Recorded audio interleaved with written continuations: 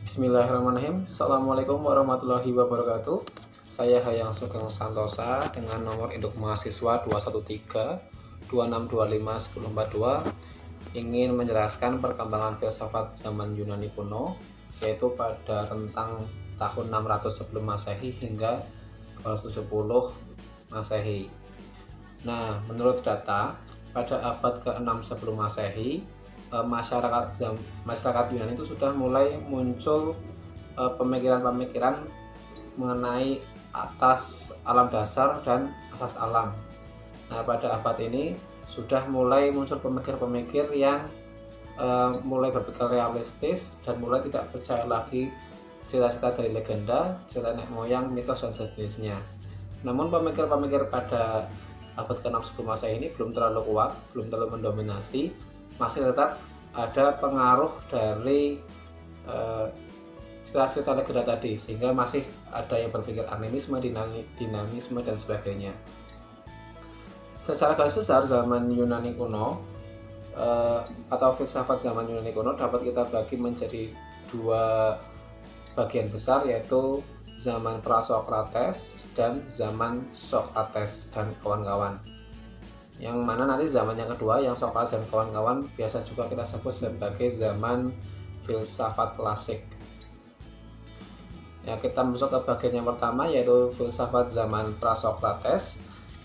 Pemikir-pemikir filsafat zaman Prasokrates itu masih berpikir atau masih fokus mencari jawaban atas dasar terjadinya alam.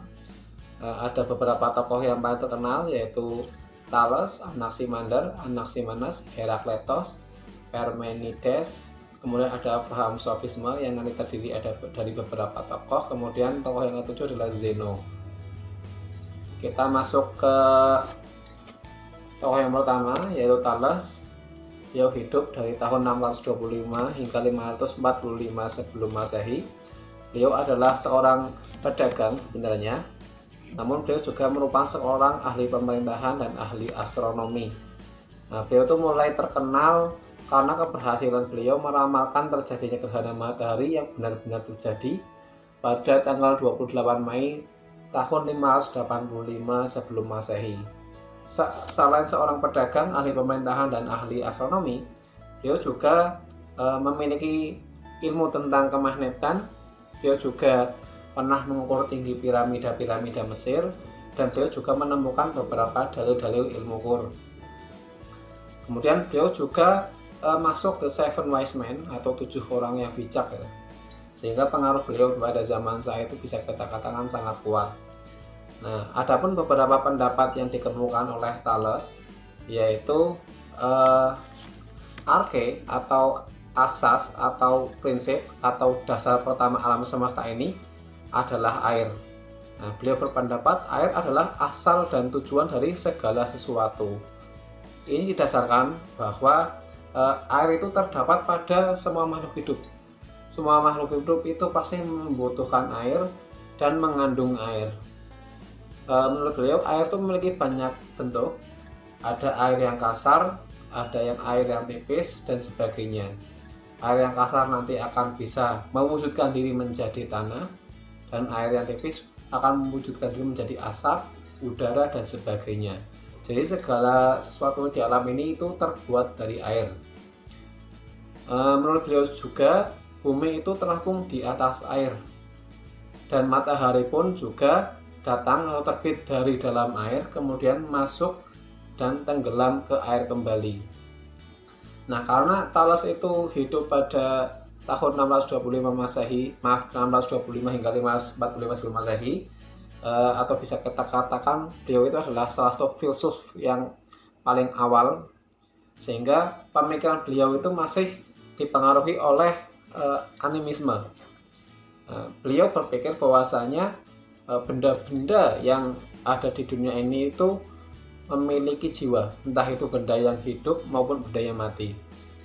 Benda mati yang memiliki jiwa itu bisa kita contohkan adalah besi berani dan batu api, yang mana ketika kita gosokkan benda itu akan dapat menimbulkan panas ataupun dapat menarik benda-benda lain. Nah, karena sifat inilah menurut Thales semua benda baik hidup maupun mati itu pasti memiliki jiwa. Kemudian tokoh yang kedua yaitu Anaximanders. Dia hidup dari tahun 610 hingga 547 sebelum Masehi. Beliau juga dikenal sebagai ahli astronomi dan juga ahli geografi.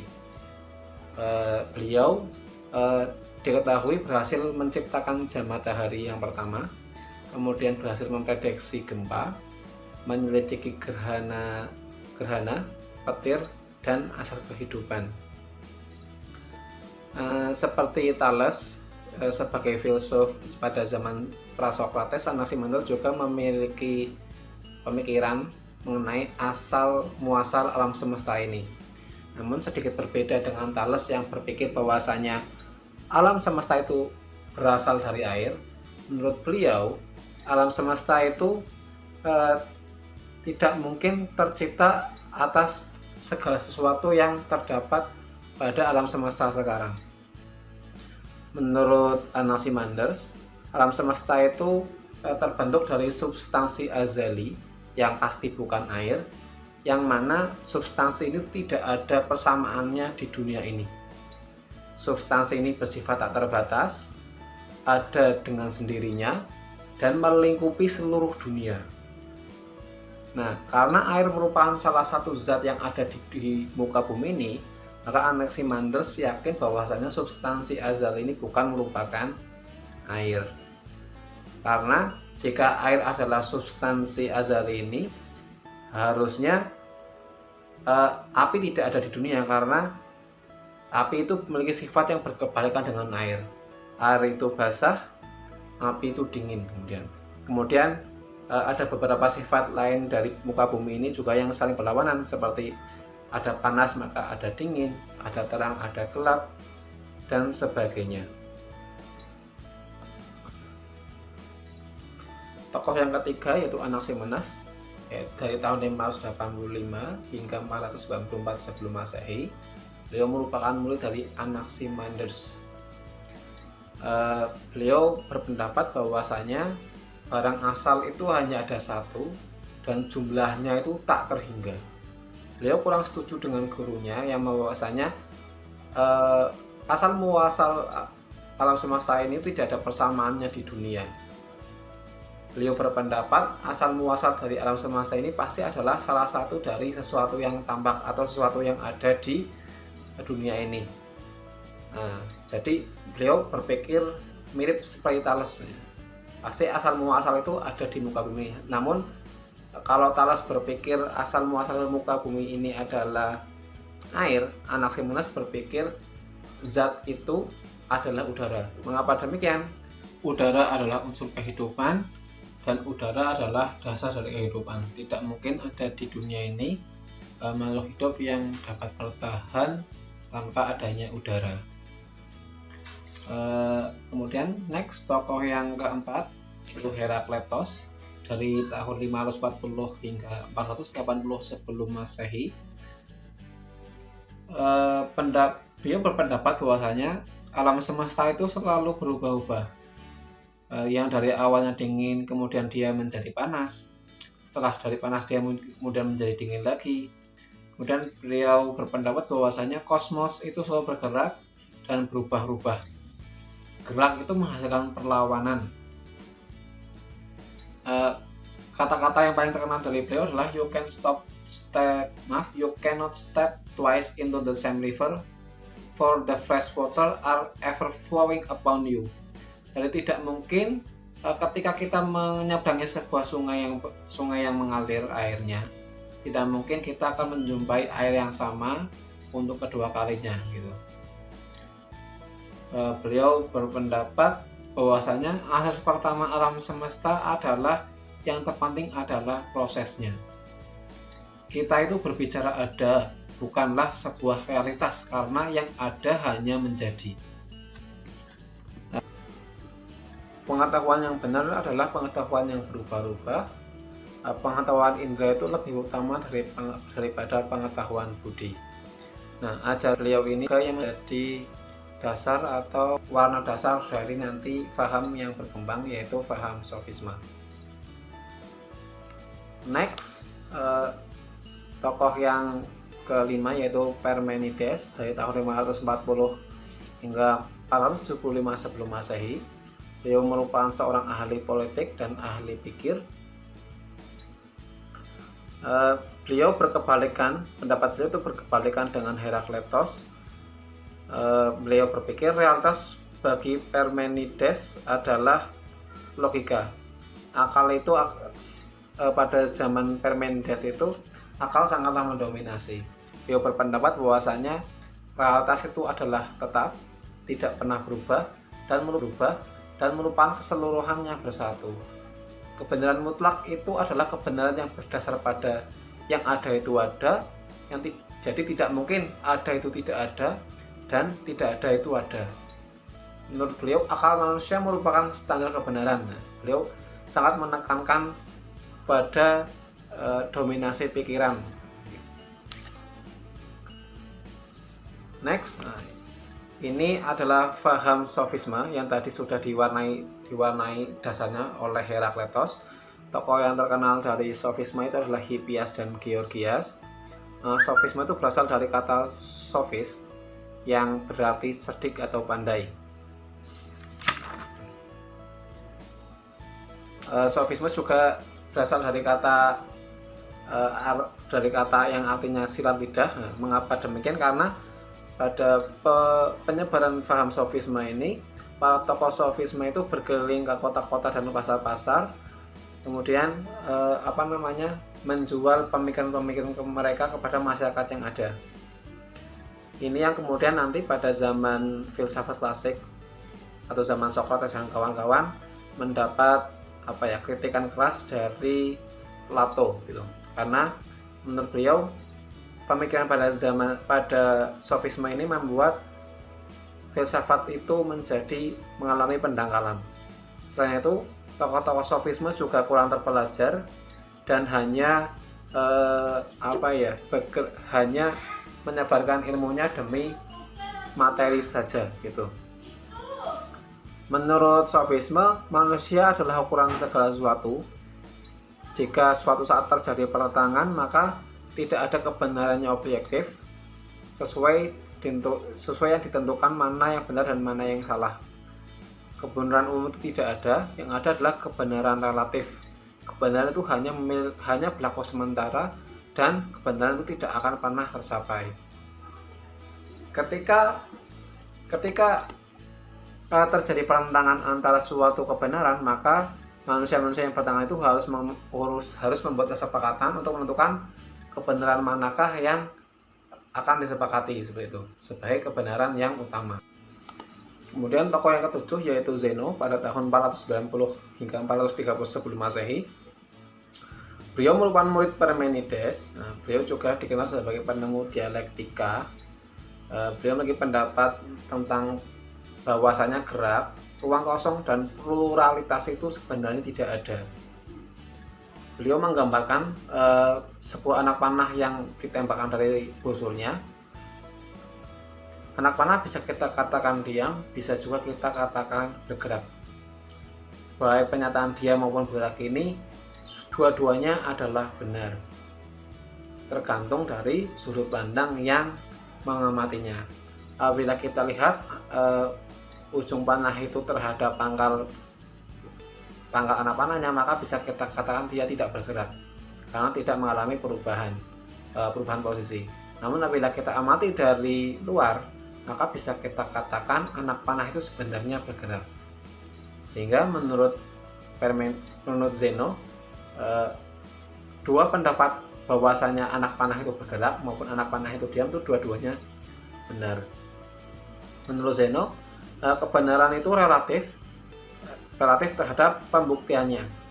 Jadi pendapat beliau itu masih mendukung pendapatnya dari Parmenides tadi. Filsafat zaman Socrates dan kawan-kawan. Filsafat ini juga biasa kita sebut sebagai filsafat klasik, di mana nanti filsafat klasik ini sangat mempengaruhi pemikiran dunia barat hingga sekitar 2000 tahun. Nah, filsafat klasik ini sudah tidak hanya membahas asal muasal alam semesta, tapi juga sudah mulai membahas manusia itu sendiri. Ada 3 tokoh utama yang paling terkenal, yaitu Socrates, Plato, dan yang ketiga adalah Aristoteles. Kita masuk ke zaman Socrates, yaitu 469 hingga 399 sebelum Masehi.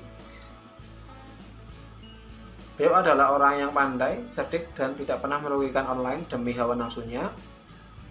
Beliau tidak pernah hilaf dalam menimbang baik maupun buruk.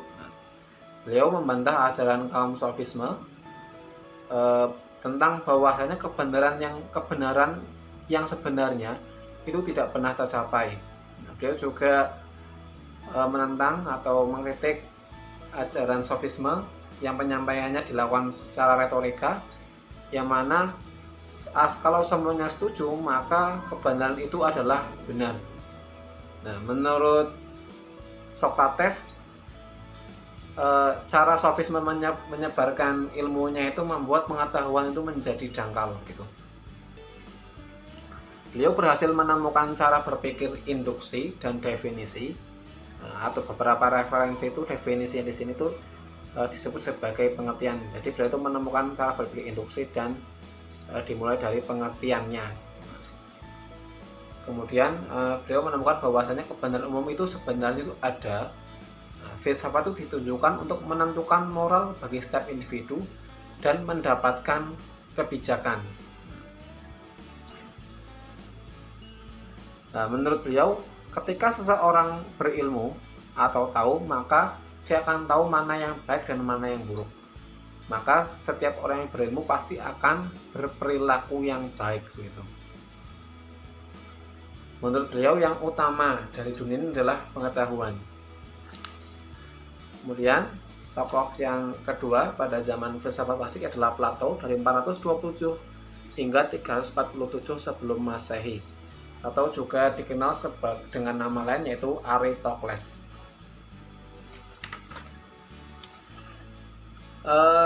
Pendapat beliau adalah konsep pengertian yang dikatakan oleh Socrates kemudian diperdalam. Menurut beliau, konsep pengertian yang disebut Socrates adalah sebuah ide. Ide itu bukan merupakan pendapat orang-orang.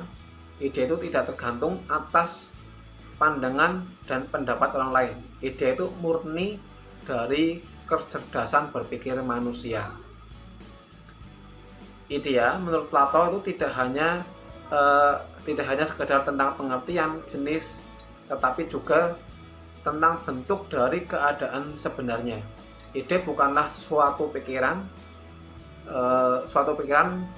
tetapi merupakan suatu realita. Kebenaran umum itu bukan dibuat dengan cara dialog yang induktif, tapi pengertian umum sudah tersedia di alam idea. Jadi bukan melalui retorika, tetapi sebenarnya sudah ada di alam idea sana. Idea itu adalah umum dan berlaku umum, dan ada beberapa di luar ide yang umum itu ada kebenaran khusus. Di dunia idea itu realitas adalah yang sebenar. Di dunia idea itu realitas adalah yang sebenar-benarnya, sedangkan di dunia ini hanyalah sedikit bayangan dari kebenaran yang nampak di dunia ini. Dia juga konsep ini juga disebut sebagai ajaran dualitas. Kemudian tokoh yang ketiga, Aristoteles dari tahun 384 hingga 322 sebelum Masehi. Tujuan dari filsafat adalah pengetahuan tentang adanya realitas yang umum menurut beliau,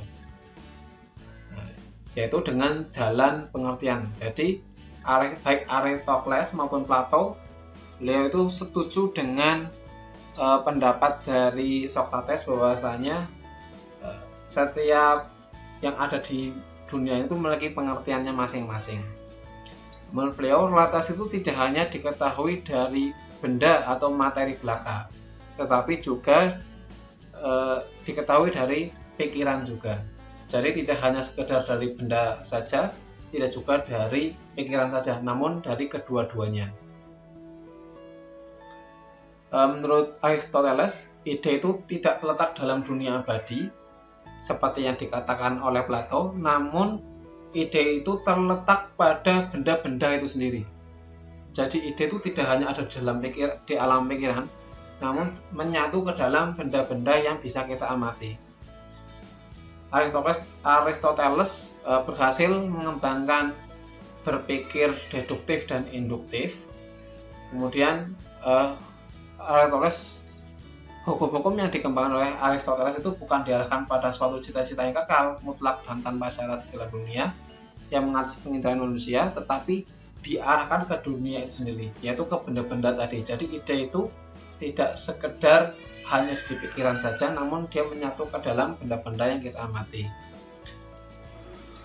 Aristoteles mengajari bagaimana mengumpulkan fakta-fakta yang banyak disusun berdasarkan ragam jenis dan syaratnya yang kemudian setelah kita terapi dikaitkan satu sama lain. Nah, Aristoteles juga mengajari hubungan sebab akibat yang kita kenal sebagai silogisme. Aristoteles itu sangat menekankan yang namanya logika berpikir, sehingga Aristoteles juga dikenal sebagai bapak logika. Nah, filsafat klasik atau filsafat zaman Sokrates dan kawan-kawan, yaitu Sokrates, Plato, dan Aristoteles, ini sangat mempengaruhi pemikiran dunia Barat hingga sekitar 2000 tahun, sehingga memiliki peranan yang sangat besar terhadap perkembangan ilmu pengetahuan di era sekarang. Ya, dari saya sekian, terima kasih. Wassalamualaikum warahmatullahi wabarakatuh.